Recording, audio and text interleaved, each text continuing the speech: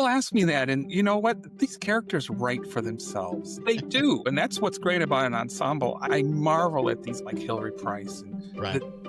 that's got to be so tough. My characters, I get up and when I open the door and let them in my head, which they inhabit 24/7. It's amazing what they come up.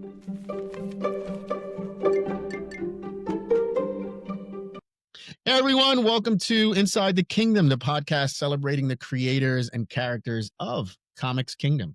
Today, we're stepping into the lab with John Hambrock, the mind behind the brilliant mind of Edison Lee. The daily and Sunday strip following a 10-year-old inventor whose big ideas collide with everyday family life. Edison's experiments, his grandpa, Orville's grumbles, and the loyal lab assistant, Joules, keep the beakers bubbling and the laughs coming. We'll talk origin stories, how a gag gets built, why science jokes land, and how John and his partner Anne Hambrock bring the strip. I don't know why I said stripe. Bring the strip to life in color every day. John, welcome to the show. Alex, you know, I always love talking to you. You're so full of ideas. You inspire us all. We were just joking about that before off camera, but yeah, like I feel like Edison is a microcosm of me in some ways, but he's a lot more successful. Well, you're an idea machine.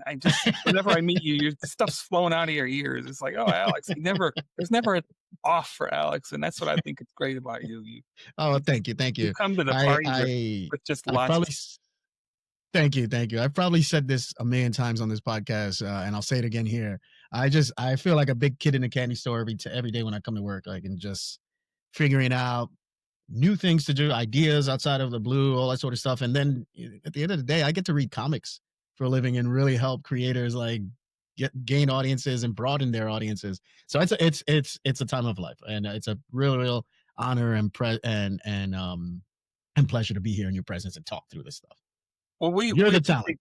Well, you know, it's interesting. I had to throw something at the last Rubens we were at. We were in the hotel lobby, and I was with 4 or 5 other cartoons. And this woman comes up and she says, "Are you with the cartoonists?" And we said, "Yes, we are." And she said, "Oh, you guys are really different. You're so interesting and fun." You're like, and she was one of the employees. She says, "You're like nobody else we ever have here." And so we must have this vibe where we just wander around through life. You really do. Looking for ideas and sort of stumbling on craziness, which is where we live. So you really do. I'm forgetting who said this, but I'm paraphrasing a bit here. But at the last Rubens in Boston, the idea that you are all magicians is absolutely true. For 90% of the population, upwards of 90% of the population, we can't do on pages what you as a cartoonist and your collective of cartoonists can do in bringing these ideas to life. And so it's literally magic that you're creating. And so be proud and happy. And I am in the presence of a magician. Again, thank you, John. So Edison Lee, we will endeavor today to for audiences that aren't familiar with the brilliant mind of Edison Lee, get them familiar with it. But more importantly, I think as fans, myself included, we get to dig in here and dig into your brain a little bit and understand what's happening behind this strip. So before we jump into the nitty gritty of everything and process and all that stuff, let's talk a bit of origin here, John. So the short origin story of Edison. Was he always a 10-year-old inventor, or did he evolve from another idea? He evolved from an earlier character that was in a strip that I had done. It was a comic I'd created it was me, basically. What would happen if my father were to move in to my house and I had a young son, who at the time I did have a young son. So it was based sort of loosely on my oldest son, Alex. But he had a minor role in the comic. He was just this sort of prop that I used. His name was Everett, and he was just sort of flit in and out of the scenes once in a while and make little pithy comments and then leave. And the comic never really went anywhere, but that little character stuck in my mind. And years later, I'm talking years, like 5, 6 years later, when I was scrounging for what to do next, that little guy popped in my head, except this time he was demanding a much bigger role in the comic. and he sort of drug made me bring him back into the world of comics, and I sort of built around him, and he eventually turned into Edison, actually. So That's that's that's that's funny you mentioned that because, I've had a yeah. few interviews at this point, and, there's different processes or different origins, and even in practice when you're creating your comic, right? But Mhm. do you do you find that Edison is the writer? Is he drafting these comics for you, or are you writing Edison out? Like, and that sort of relationship. People ask me that, and you know what? These characters write for themselves. They do, and that's what's great about an ensemble. I marvel at these gag comic cartoonists, like Hilary Price, and Right. that that's gotta be so tough. My characters, I get up and I when I open the door and let them in my head, which they inhabit 24/7. It's amazing what they come up with, and I really just give them the opportunity. Okay, what's Grandpa going to do today? He's hungry. He wants to go to Jolly Burger. Okay, great. What's going to happen today? And then there it is. And it's interesting because when I started out writing comics years and years ago, there was something that held me back from going into silly. I Yeah. live in the world of silly, and my comic lives in the world of silly. I can think of so many. There's one of them I'm thinking just off the top of my head where they're on a bench at the bus stop, and there's a dial telephone sitting there, uh, talking about how he's so behind the times, and oh, woe was me, no one cares about me anymore, or whatever. And it's just a really funny comic.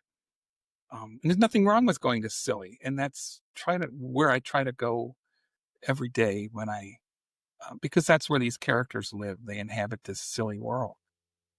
Do you ever find yourself shutting Edison down?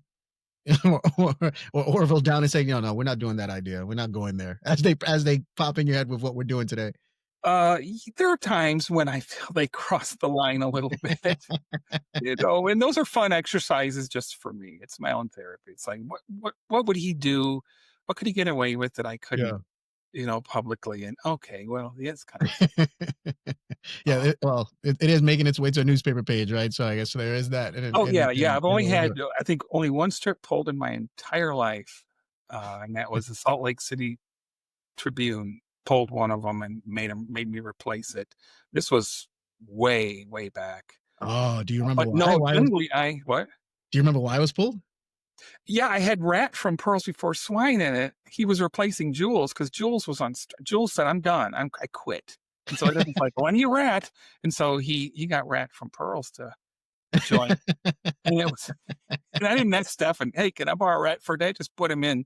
And of course, Rat's foul mouth, and I used the symbols for swearing, and they were right on this because the symbols were placed in such a way that there's only one word that it could be, you know. Ah, I got you. I got you. And they were right about that, and I was surprised more papers didn't say, "No, you have to do this," but they did, and that's fine. I respect that. I respect Yeah. their editorial, um, ability to pull Yeah. things like that. So we popped something else in there, and it was fine. I think what I did was I took the swear word out, and I just wrote in, like, Like darn. something Yeah, like, something like that. Right. Yeah. Yeah.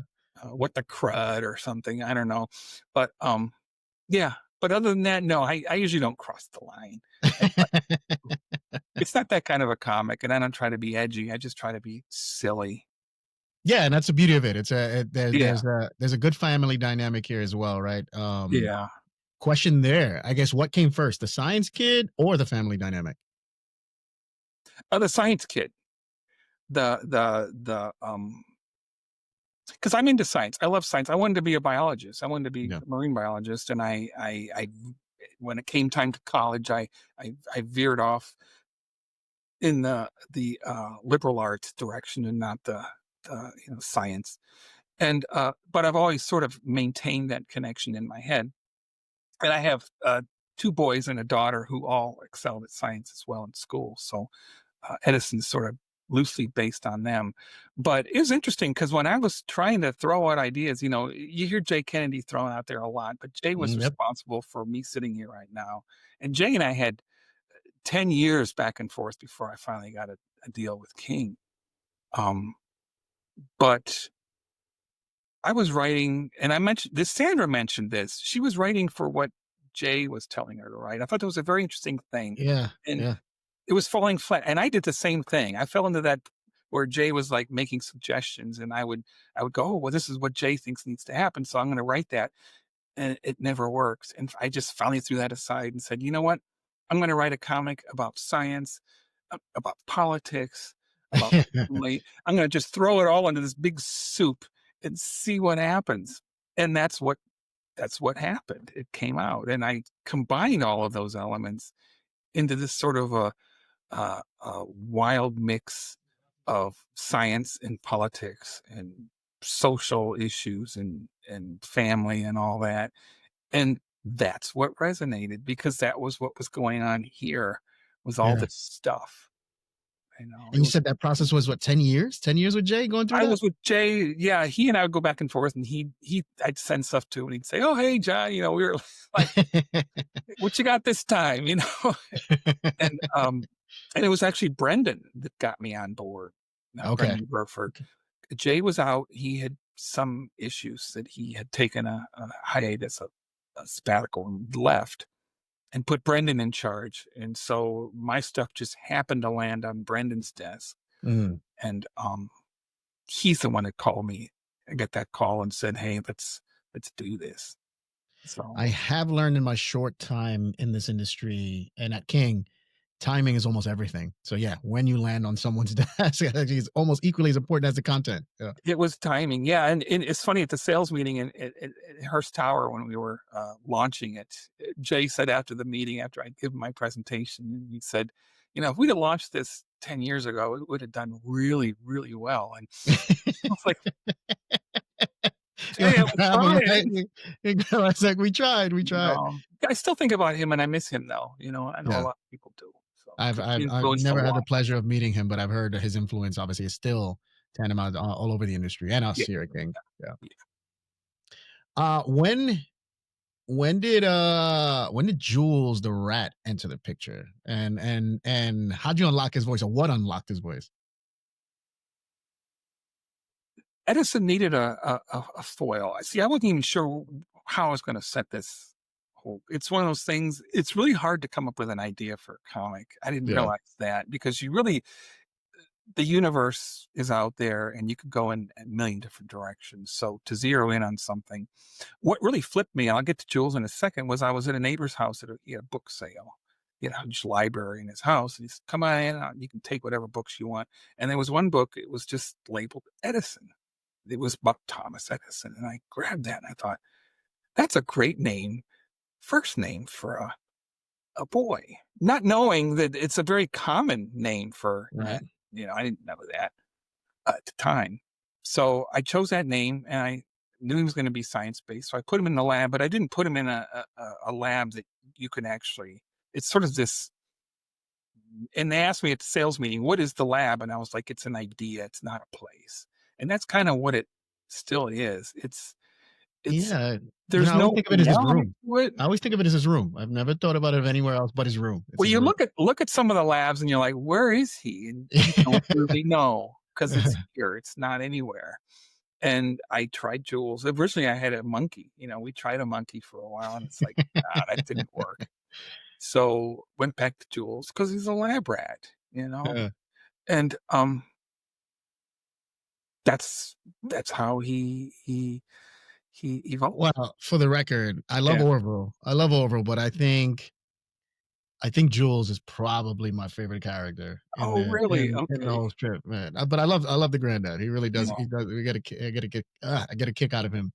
But yeah, Jules. Something about I grew up with like obviously Ren and Stimpy and Mhm. uh Pinky and the Brain, and I get a lot of Pinky and the Brain, which I was like my number one like animation as a kid. I'm dating myself. I'm aging myself. Everyone knows where I grew up, the 90s. Yeah. So like yeah, Pinky and the Brain. So when I see Jules, I get a lot of not the brain, but I get that happy mix of like both of Pinky and the Brain in there. I don't know. It's just I love Jules a lot. Well, I need to put him in more. There was a series I ran that I actually turned into a graphic novel that I'm still working on. Yeah. It's Edison is Sherlock Holmes and Jules is Watson. And Oh, yeah. it's really fun. The two of the way they play off of each other.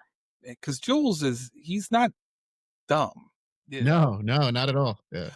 and he often pushes back against Edison, which he needs to do. He can't be a patsy. He has to be almost an equal or one step ahead of Edison, which I like. That's where he's landed. Yeah, yeah. No, he's a But great now I'm going character. to have to think about it when I get up and running. I have to see what Alex likes Jules. So what could I? Well, if I influence in any which way fans of Edison Lee already, and you see much more Jules, you're welcome. What's You're, I kid, I kid. everyone? When I get comments, it's always about Grandpa. It's always about Orville. Well, You know, he's so funny. He is so good. We'll jump into Orville too as we talk through more of the characters and and the he's visual so easy comedy to write behind them. because he's me. He's me in 20 years, maybe. It's funny because I still see you as Edison. Okay. I still see you as Edison, the boy genius. I see you as Yeah. Edison. Well, he thinks he Um, is. yeah, right. Right. So inevitably process. Walk us through um like a typical week from gag, spark, or when they meet you in your brain to the finished strip. Well, I have to shut them out for 3 days a week. And I've gotten really good at just closing that down because they do inhabit your head, and if you allow them to, um, they're there all the time. They're like family members you can't get rid of. Um, but when I open that door and I do all my I don't do, uh, the drawings with the writing. I write Okay. I write in Microsoft Word, actually. But as I'm writing, I type in visual cues because as I'm writing, I can see everything in my head very clearly. Okay, Right. Edison's walking into the lab. He's putting something up on the bench table, on panel 2. Panel 3, Jules comes in and says something, and 4, Edison, falls over and hits his head or something. So that's what I do, and I once I sit down to write, it's it's not that difficult because once you start opening doors, like I said earlier, okay, grandpa, mom and dad, the cousin Harley who pops in now and then, school characters, that kind of thing. Uh, then you just have to look around, reach back into your mind, what's happened in the last week in my life, in the last month, and apply it to the characters. And then there it is, the writing, and it usually takes me 2 or 3 days Yeah. to write a week's, and that includes Sundays. And then a long day I can ink 6 dailies, and Oh wow. Wow. that's a long day. Yeah, that is a long day. And some days, because Anne, my wife, she colors them, and some days she'll look at she'll say, "You were really in a rush this week. I can tell because I leave off fingers, or you left his hand off here," or something like that. Because Alex, I do them on auto. I've been drawing it. And by the way, I think this weekend I will be entering year 20 with this Ooh, yes, November. sir. 2020 illustrious years. Yeah. Um, So when you've been doing it that long, it is automatic. It's very automatic. You draw with Question there, I two guess, fingers. in relation to Anne, how do you guys split that work? Does she color on every strip or just the batches? She colors every comic. Yeah. She knows inside and out. She's the one that Yeah. brought all the color to the lab, all the oranges and bright greens and blues. He had so Well, much she's got a great eye for it to the because comic, yeah. Mine would not be nearly that vibrant, and I think it's great because online, they really pop. it really does pop. Yeah, yeah. That's part of the reason. Yeah, I toot our horn a bit, right? Comics Kingdom when we redesigned some of the early feedback, and probably still, people did not like the dark background. They really like the white background of the traditional white background that you see across the web. Um, and we really wanted, from a design standpoint, to be different from that because we didn't want the site or the space to be kind of visible at all. We wanted the comic and the comic colors to always pop on the screen. And so that's why we went with a dark background. Plus, it saves battery on mobile devices and all that fun stuff. But it's just like that dark background allows you to just see that color, everything that's in that comic panel. which to us Oh, it is looks beautiful. great. Yeah, I when I look at it, I marvel at all the color from everything. I mean, Yeah. it's a fun place to go. Thank you, thank you. Anybody that hasn't been there, come on, get on, go check it out. Yeah, you can go through 20 years of Edison Lee history online, which is I actually a still ink feat. with a brush, you know? I was just gonna ask that. So what tools or routines do you change with? So, has anything changed? Pencils, brushes, ink, whiteout. And you scan over the images? I scan them, yeah. Scan Nice, them, and nice. then, of course, it goes to digital from there. Yeah, I yeah. tried I tried for a week, and I should find those for you at some point. I tried drawing them digitally for a week. What a disaster. It took me 10 times as long to do it, and, of course, I used the Edison, I wrote out and made a font, and Yeah, that didn't look good. It fell short in many ways. It didn't have that spontaneity to it. yeah. The type didn't look good. The bobbles and the misaligned copy and bobbly word balloons and everything, that all went away. And I had this polished, it looked great, but it was like it took me a long time to do this, and Yeah, it looks like a machine did it.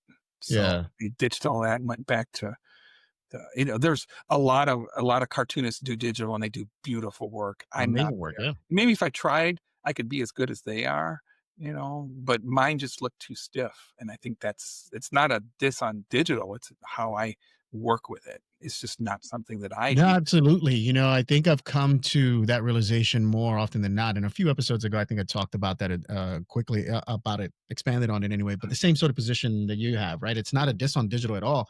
I actually prefer the pen and paper and the ink, the brushes, and all that stuff. And I'm not an artist, but I prefer that look and feel. And from the experiences I hear from artists that do prefer that, the tactile nature of that, like that Mhm. physicality to it. I'm steeped in the digital world. I'm a director of digital comics, all that sort of stuff.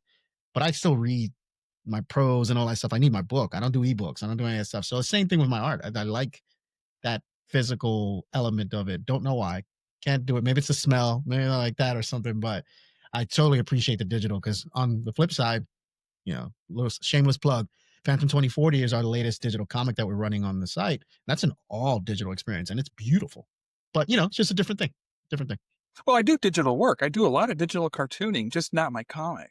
And I Yeah, think yeah. part of it is I'm so programmed. I've been doing it so long.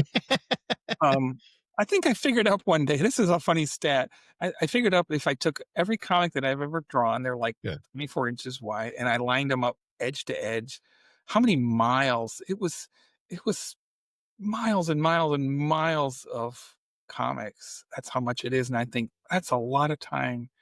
That'd be funny if we can do like some Guinness World Record type of thing of stitching the comics together and just see what it looks like, the longest ever sequential strip or something. Well, I gave a presentation about 10 years ago, so it would have been about the 10th year of Edison, and I said I did a graphic where I had the Sears Tower in Chicago stacked up like 5, 6 times, and I said, "This is how many Edisons, it would reach the top of this building 5 times, now it would be double that, so close to That'd be space." that'd be that'd be amazing. That'd be amazing. You pull that off, right? Yeah. Um so coming back a bit to the writing, right? And you said you do the writing in Word, um, but more specifically, writing science and satire. How do you keep how do you keep those like complex topics, funny and accessible? That's difficult with science especially, and Mm, I never underestimate the readers because a lot of them get it, and it's interesting, early on, I'd get emails from science teachers, of all things, that would say, "I used this comic," and in fact, one teacher in Colorado wrote me and said, "Could you create an Edison banner for our science fair?" And I said, "Yeah, sure." So I did, and it's tough because I tend to dig down into the deep, into the weeds on a lot of Yeah, these issues, and I know that if I write something about it, a lot of readers are gonna go, "Huh? You know, what is he talking about?" yeah. Um, As far as other issues, I write what I feel like writing, and I try to keep it as universal as possible. Early on, Edison launched is one of the reasons that King contacted me was because I had a political edge Yeah. comic, and they were really looking for that now. So I really leaned into that in the first 2 or 3 years, and, I don't regret doing that, but I felt that it was the wrong direction, and I Yeah. pulled back quite a bit. Currently, and when I write anything that has to do with anything politically, I use the senator as my cover, a fictional senator, and I'll use him and create a situation that's parallel, perhaps, to something going on, so someone can go, "Oh, yeah, I see where he's going with this," Yeah. Yeah. and it points out the absurdities of but honestly, a lot of people are just fed up. I gave a talk in Philadelphia in front of the NCS. My topic was walking the tightrope. And then one of my slides showed 2 letters I had received on the same day. One of them was from a kid saying, "Please stop writing political comics." And the other one was from an editor in Utah, a paper that said, "Please give me more political comic." Content. Yeah. Yeah. You know, who's more important?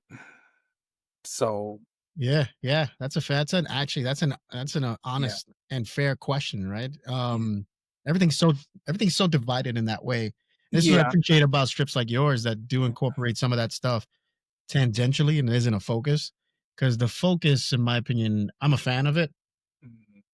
but I can see how divisive it can be, and you Well, lose sight of something that's so good, right? I pulled back a lot in recent years because I saw this polarization coming, and it Yeah, it was no longer, uh, humor in a way in my mind that worked with these characters. you're right. Was it was hurtful sometimes, if you're really far one side or the other, and it accomplished nothing, and I thought, "I'm gonna leave that to the true amazing people that do this, the editorial cartoonists." Yeah, yeah, They're the ones that are putting it out there and creating this great content.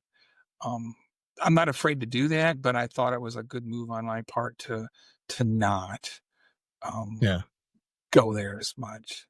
Do you ever, as you go through these topics, science and obviously more complex topics, Uh, societal, all that sort of stuff, do you ever have like an explain it like Edison test or something that you go into it as you're trying to write it out?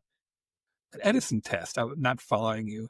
Well, something in the sense to make it more accessible or to make sure these complex things are broken down. Is Oh, there oh, like yeah. a like how would Edison explain this? Almost like, I'm sure you've endeavored to play around with AI or GPTs and all that stuff now. And you can go in there and say, like, take any topic and explain to me like I'm a 5-year old. And it's like, okay, the lollipop went down. Yeah. That sort of thing.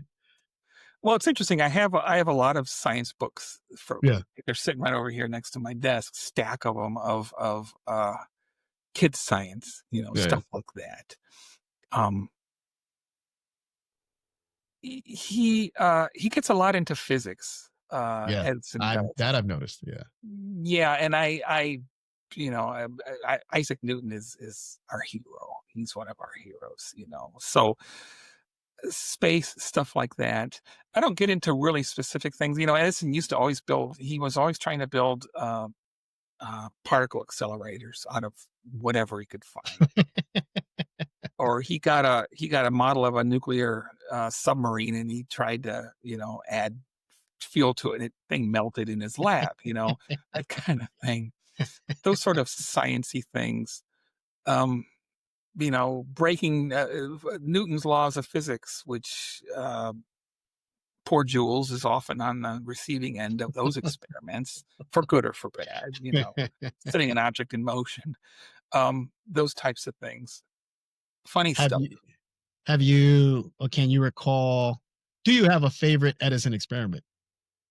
Oh my gosh.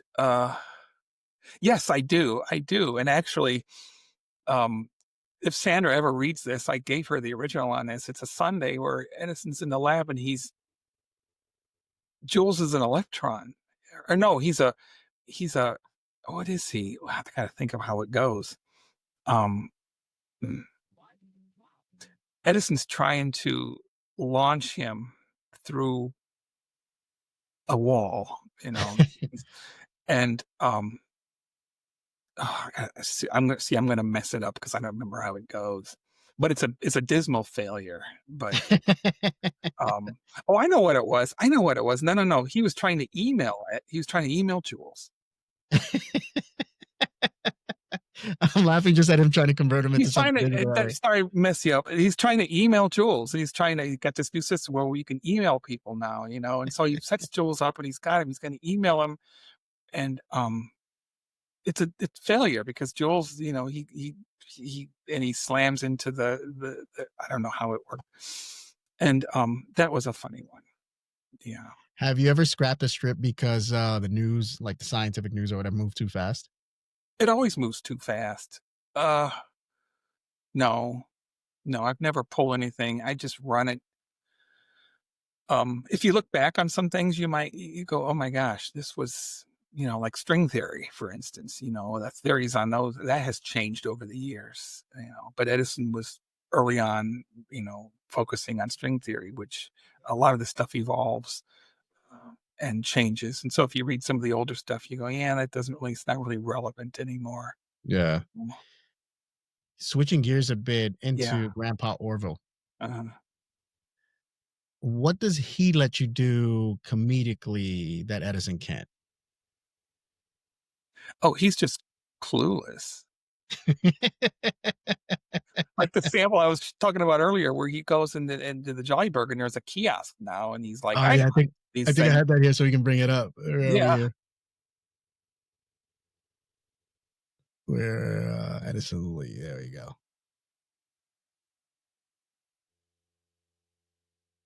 So yeah, here he is. He's going into the Jolly Burger and using these new, obviously, restaurant kiosks that we have. You see them in all the fast food chains. Yeah, and he thinks he knows how to do it. And of course, he dismisses Edison like, "Yeah, I know what I'm doing." And then he yells at the screen. So, I mean, Yeah, losing the fact that these are all touchscreen things. Question for you: Do you like the kiosk or not? I The fast don't. food. I don't. Um, I don't know why. I guess I understand that finding good employees is hard these days, especially with these fast food places. So I get why they're doing it. I guess I'm just a stubborn old I shouldn't say old. I'm just a stubborn one of those stubborn people that likes to do things the old way where you tell someone what you want, they pass it along and then they hand you your order when you're done. Yep. So, Yeah, we were laughing about that obviously off cam too about how you do most of the work in preparing like a sandwich. I got mhm. a Subway or something like that. Like you've gone through the work of preparing this thing basically outside of literally putting on the bread. Um, and in some instances, they actually give you the material and you go put it together, and then you Mm, come back and pay for it type of thing. And they have the gall to like ask for the tip, right? yeah. But then the thing switches around and they're like, "Do you want a tip?" And top of the order. It's like, "Well, I did all the work." You Can you literally tip just spun yourself? the yeah, you spun the kiosk and I have to pay a tip, right? It's just funny. It's a funny thing. Like here, he actually ordered. It looks like he ordered the whole restaurant. Is what you're saying. So yeah, he's kind of clueless. It's got a I don't six know how he thousand did dollar that, bill, but he did. Yeah, somehow or another he yeah. and And he then the ends up mobile apps, yeah, these kill me. They always ask me at the McDonald's, "Would you like to use your mobile app?" It's like, "No." an app with just onion and no pickle. Yeah. He has no clue what an app is, so "Oh, okay, whatever." Do you have, maybe this is a silly question. Do you have a favorite character of your own from the ensemble? Orville is probably my favorite character, Marvel. and maybe it is because he's so easy to write for, but Yeah. Edison too. I mean, I love Edison. Edison is, um he's why we're sitting here right now. Yeah. Yeah. So 20 years, Mhm. career, milestones. What did What did winning what did the silver Reuben, like that recognition, mean to you? Oh, that meant the world to me. Because I came at this, as a complete outsider, In fact, when I wanted to become a cartoonist, I went to the library and I said, "I wanna Yeah. be a cartoonist. What do I do?" And I think eventually they figured out what I was trying to do, and they gave me editor and publisher, you know? Um, so I started at ground zero. I started at 0, at the starting line. And to finally win that award, I was nominated 2 times before that, so, Yeah. 3 nominations and a win, I take that as a huge honor. Uh, um, it meant a lot. The NCS means a lot to Yeah. me as a family. I Um, still remember, sitting next to you, I believe was this Kansas City?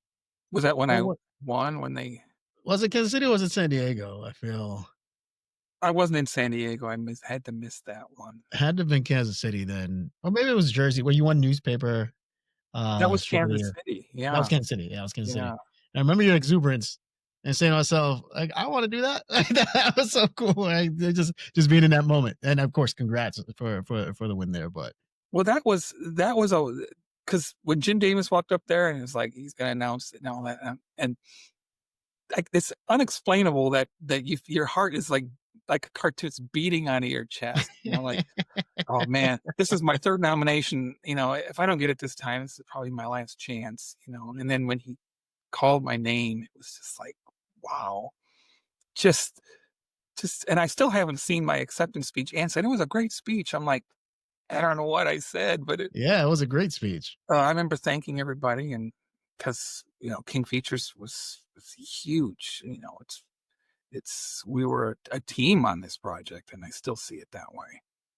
Yeah, I mean, now the endeavor is to get you to win the big one. We gotta get we gotta get you we Yeah, gotta get you over there.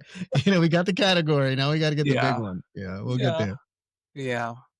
What's, if you can recall, maybe like a reader letter that stuck with you, good or bad?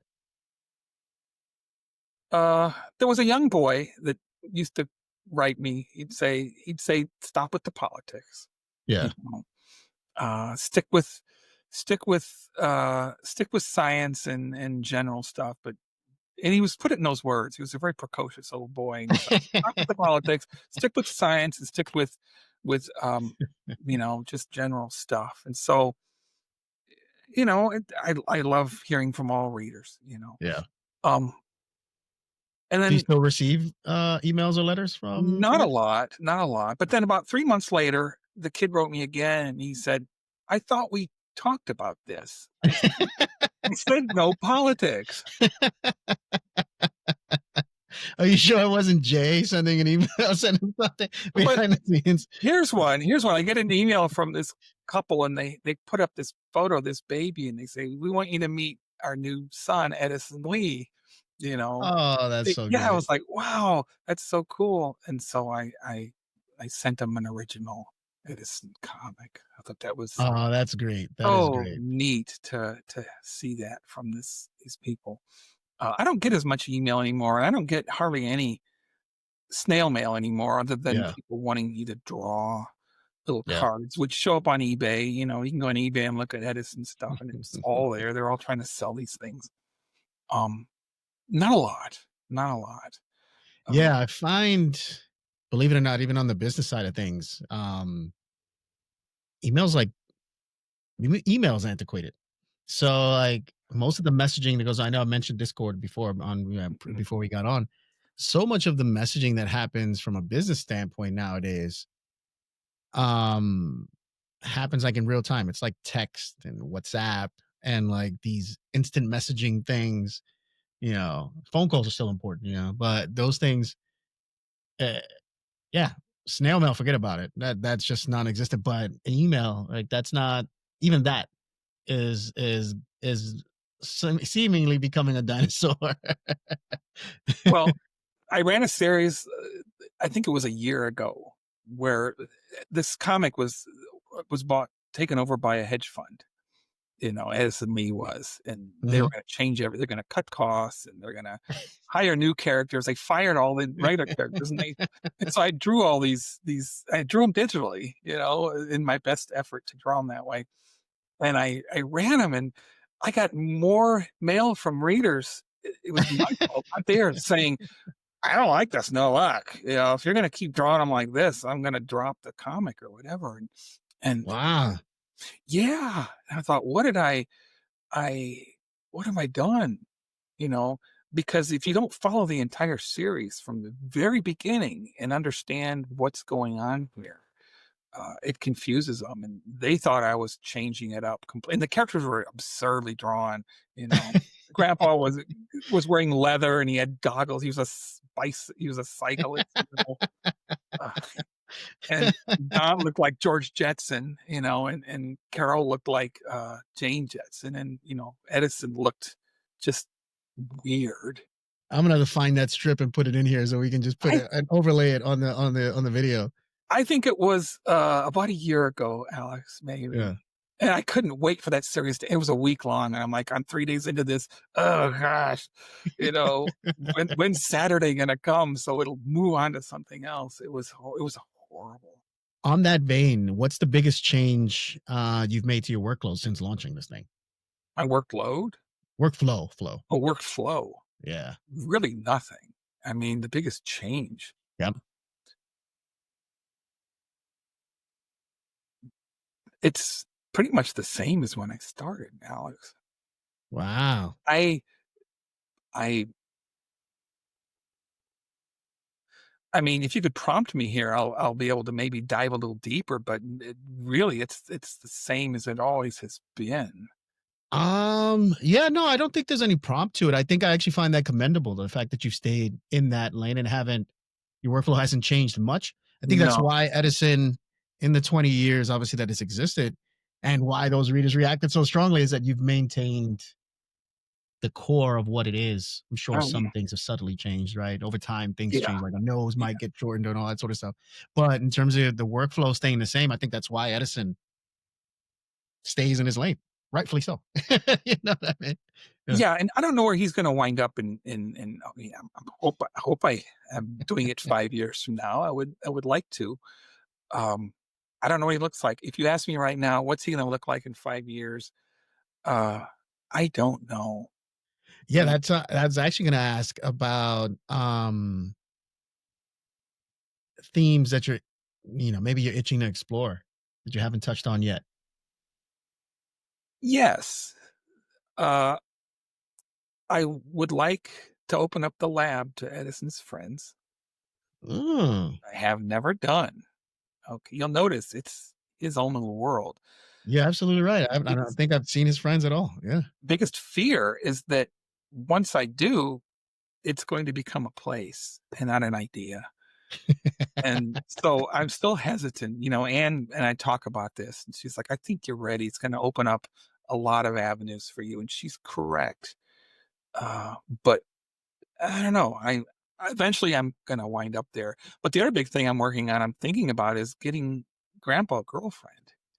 And Oh, I've considered that. There's a lot to work with there. that could be fun. Yeah, just dating. There's a lot Just of stuff that dating is actually a little happening. bit Yeah. younger woman, a very savvy, smart, well-dressed, complete opposite of who he is. I'm kinda internally giggling right now at seeing Orville, like, on Hinge or something, trying to use a dating app would be hilarious. He No, he's had run-ins with neighbors at the grocery store and at the librarian and all that, and they Yeah. never he always puts his foot in it, so We have another strip, I'll name drop another here, Nibbles and Scratch, which joined us last year. Beautiful strip. In it, the cat dates. And so we set about creating like a dating profile for him on social media and all that sort of fun stuff. So I endeavor to do the same for Orville. I think it'd be fun to set up a nice dating profile for Orville. It'd be a really fun idea. he used to have a Twitter page at Orwell. Did he? Yeah, he did for a while. He couldn't figure out how to work it, so he finally gave up, but he did. Ah, He had a Yeah, I don't know if you've noticed, but you just started the wheels turning in my head right now too. So I'm about to follow up with you on that. I think there's always a cool thing to do on Twitter, Yeah. or Threads or Blue Sky, whichever one of those. But there's Uh, injecting personality. I like those sort of ideas. I mean, he would just make posts about snacks and stuff and television, and it was Question for predictable. you. It was very predictable, but then he sort of gave up. So, Well, that's good though. That's good. yeah. So if we had Edison in our presence right now, Mhm. and let's say he could commandeer this podcast for one experiment, what disaster would ensue? Um, he would try to market it in a way that would he'd try to somehow commercialize it to sell something that he has created. Um, I did a series not long ago where he did hack into something. He hacked and, because his bottom line is, it's so funny. He's a proponent of social justice. He loves uh, that's what I love about him. Yet he's capitalist in every sense of the word, and then he tries to wrangle every dollar out of every suspecting individual that he can, including his grandparents and his parents, his grandparent, his parents, and often with dismal results. But no, he would try to wrangle his way into this, and we'd be looking at something that he has created that he wants us to invest in or buy.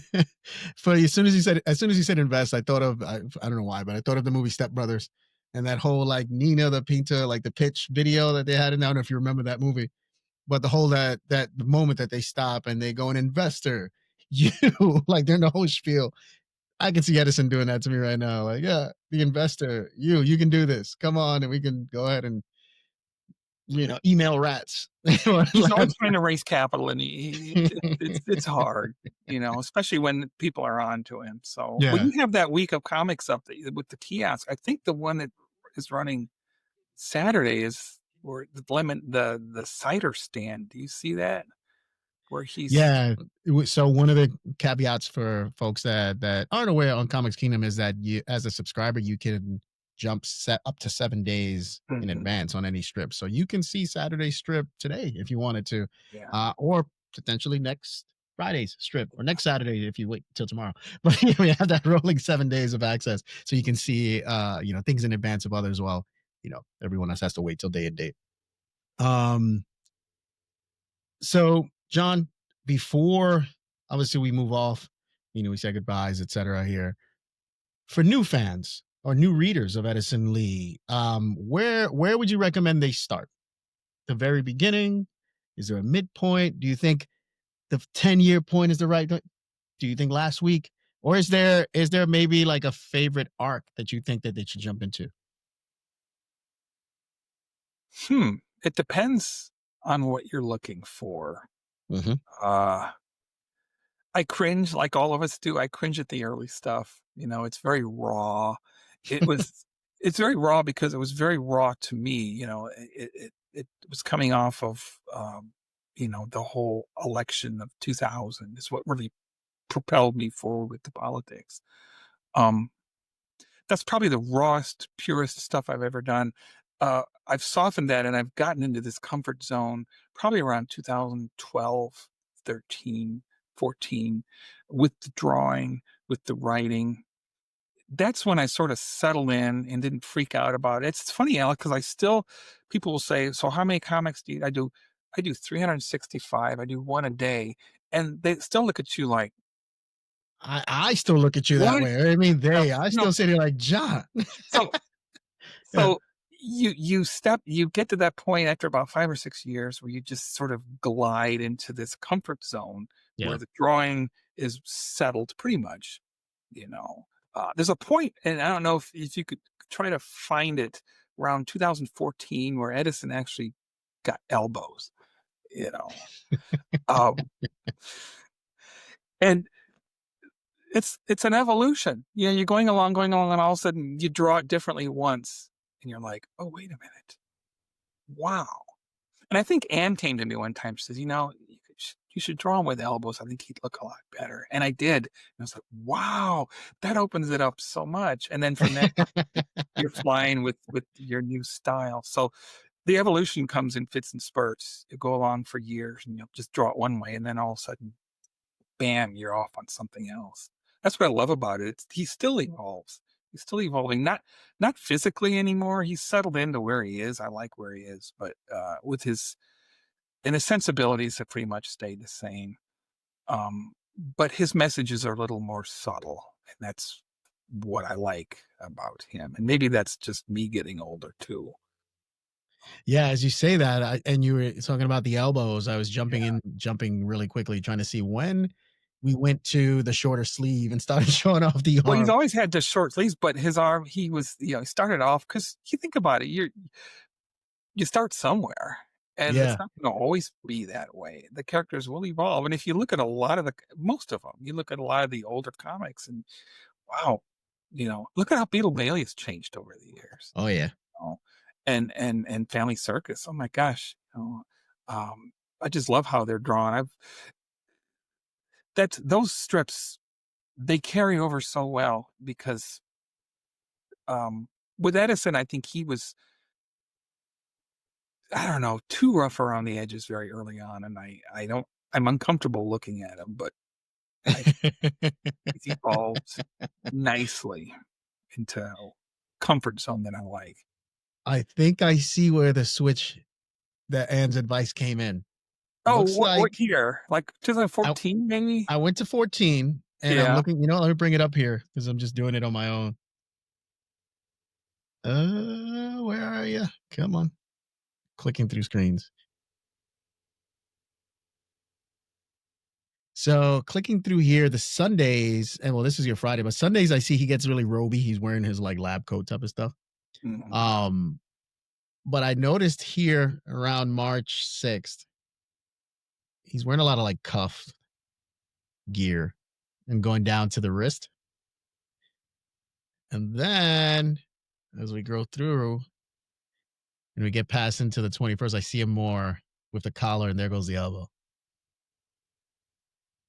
Then it just became prominent throughout the rest of what you were doing there with like the rolled up sleeve and Well, it everything. was one of those times where you're like, "Wow, this works." Oh, Yeah, and it does. It really does. I mean, don't get me wrong, the cuffed look and the yeah, longer sleeve stuff you have, it looks great. um, But then yeah, switching into more of the shirt with the rolled sleeve and the elbow, everything, that does look good. yeah. So there you go. Diane, March looks like March around March 6th, 2014. Something shifted. Um, well, John, I know I said that parting questions type of thing, but I had one last question, and that was related to the Sunday and the dailies. Mhm. Um, what is your difference there in process? Like, how do you differentiate between your dailies and your Sundays?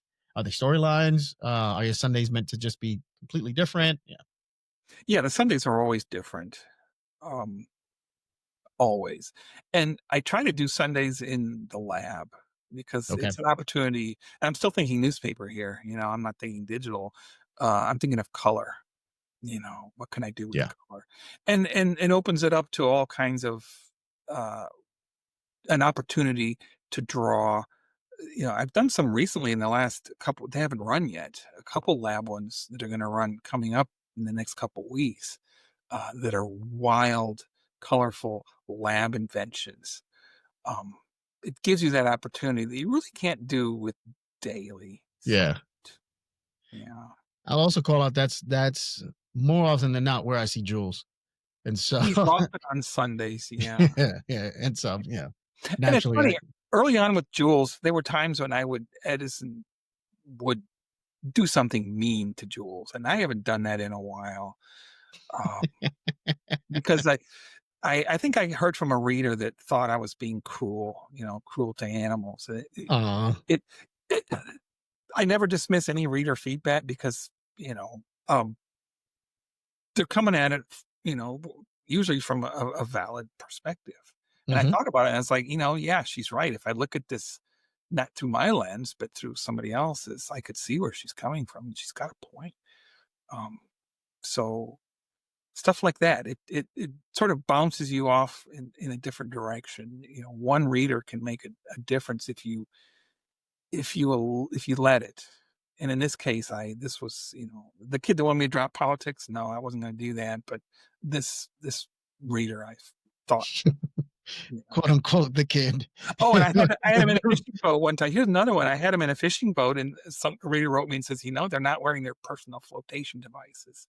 And I wrote it back and I said, "Thank you. You're right.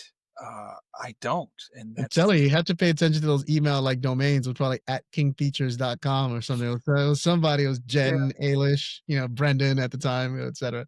Someone So sent me a quick feedback.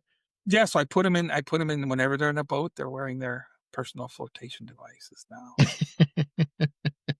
You know. Well, that's our show. And obviously, huge thanks to you, John, for opening the lab door to us here, and the brilliant mind of Edison Lee. For anyone that's obviously joined us is here, you can read the new strips every day on Comics Kingdom and explore more books and behind the scenes goodies from John and Anne Hambrock, of course. If you like this episode, follow, rate, and share Inside the Kingdom. If it'll help bring more comic fans that find these creators and the stuff that they love online. And we'll be back soon with more panels, more stories, and more ways to celebrate the art of cartooning. So until next time, we'll see you here on Inside the Kingdom.